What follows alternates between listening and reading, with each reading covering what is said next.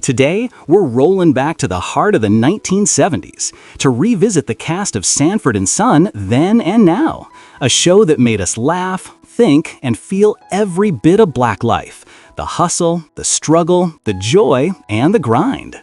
54 years have passed, and some legends sadly passed away. But the rest? Well, where are they now? Consider the presence of Fred G. Sanford, brought to television by Red Fox when he was 49 and already seasoned by real-life struggle. Fred wasn't just loud, he was loud because life had been. A junkman in Watts who talked big, schemed bigger, and complained the whole way through. He represented that old-school black man who survived by hustling, joking, and refusing to show weakness. Every fake heart attack wasn't just comedy, it was leverage, guilt, and survival wrapped in laughter. He talked reckless, insulted everybody, and stayed one step behind the bills, yet loved his son Lamont Sanford in the only way he knew how. After Sanford and Son, Red Fox's legacy became complicated. He helped change black comedy forever, but died in 1991, facing the same financial struggles he once joked about. Still, Fred Sanford remains unforgettable, proof that pain, pride, and humor often live in the same voice. Take a moment to sit with Lamont Sanford, shaped on screen by Damon Wilson when he was in his early 30s, carrying the quiet weight of responsibility in a house that never rested. Lamont was the son who stayed, the one who sacrificed dreams to keep the lights on and the old man standing. While his father Fred talked loud and schemed big, Lamont handled the debts, the neighbors, and the consequences. He wasn't weak, he was tired. Tired of guilt trips, tired of being called a big dummy, tired of choosing duty over freedom. And if you grew up being the responsible one while everyone else made noise, Lamont felt familiar. After Sanford and Son, Damon Wilson walked away from Hollywood at the height of fame, choosing faith, family, and ministry over the spotlight. That decision confused many, but it fit Lamont's spirit perfectly. Sometimes the strongest move isn't leaving the house, it's leaving the noise.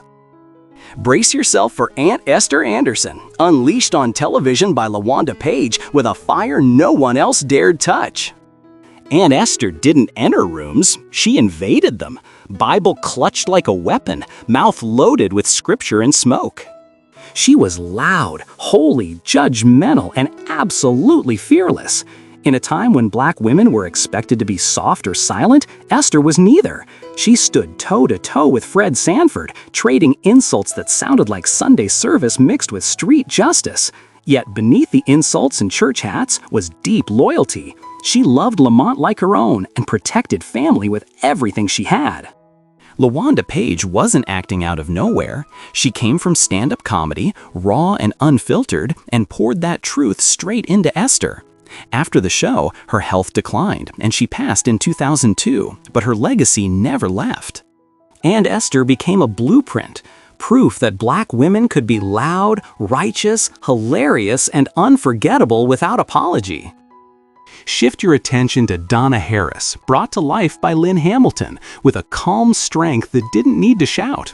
Donna was grown woman energy in a house full of chaos. Educated, professional, and self-respecting, she walked into the Sanford world knowing exactly who she was and refused to let Fred's noise shake her.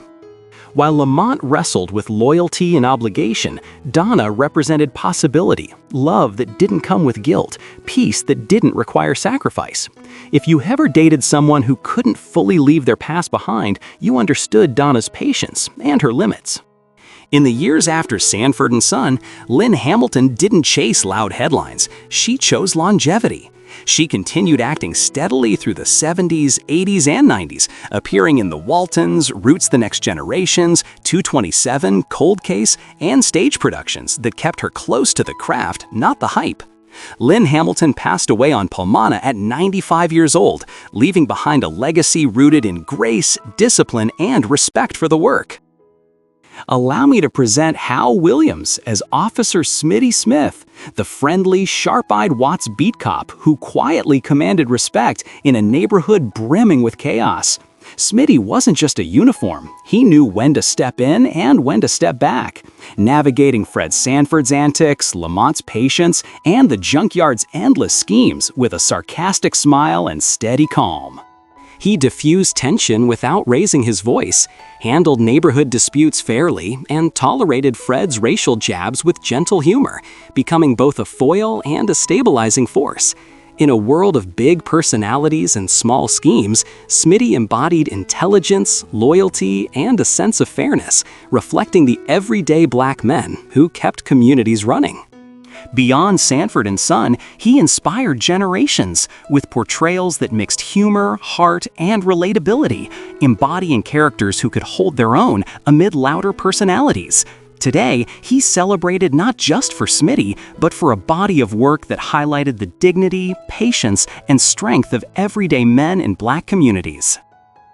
Allow me to introduce Grady Wilson, portrayed by Whitman Mayo, a character many people recognized before they even understood him. Grady was Fred Sanford's longtime friend, a regular fixture at the junkyard, and the definition of an older black man who had seen too much life to rush through it. He spoke slow, moved slower, and often missed the point, but he never missed loyalty. Grady wasn't there to lead schemes, he was there to witness them, sit through them, and back Fred even when he barely understood what was going on. That made him real. In many black neighborhoods, there was always a Grady, aging, worn down, underestimated, but still part of the circle. Whitman Mayo brought so much authenticity to the role that Grady became popular enough to earn his own short-lived spin-off on Grady 1975. Mayo passed away in 2003, but Grady Wilson remains remembered as proof that presence, not sharpness, often holds a community together. Here's Nathaniel Taylor as Rollo Larson, Lamont Sanford's slick, fast-talking friend who could sell ice to a snowman and somehow drag the Sanfords into his schemes. Rollo was the type of character who thrived on street smarts, charm, and a little bit of chaos, always ready with a hustle, a joke, or a shortcut that often landed him and others in trouble. At the junkyard, he clashed with Fred, who never trusted him. Yet Rollo's confidence and flair made him hard to ignore. He represented that bold, risky energy in Watts during the 1970s, a friend who was loyal in his own unpredictable way. Off-screen, Nathaniel Taylor continued acting in television and film, often revisiting roles that highlighted black urban life and humor. He passed away in 2019, leaving behind a legacy of characters like Rollo Larson, who reflected both the vibrancy and the complicated survival strategies of everyday life in black communities, remembered fondly by fans for his humor, timing, and undeniable charisma. Say hello to Don Bexley as Bubba Bexley, the jovial, overweight junkyard regular who hung around Fred Sanford's world like a warm, familiar presence. Bubba wasn't noticeable, he didn't scheme or compete, but his laughter, laid-back attitude, and simple wisdom offered a grounding counterpoint to Fred's chaos and Lamont's irritation. He joined poker games, shared gossip, and lent a hand whenever the junkyard needed it, providing comic relief while reflecting the heart of community companionship in Watts.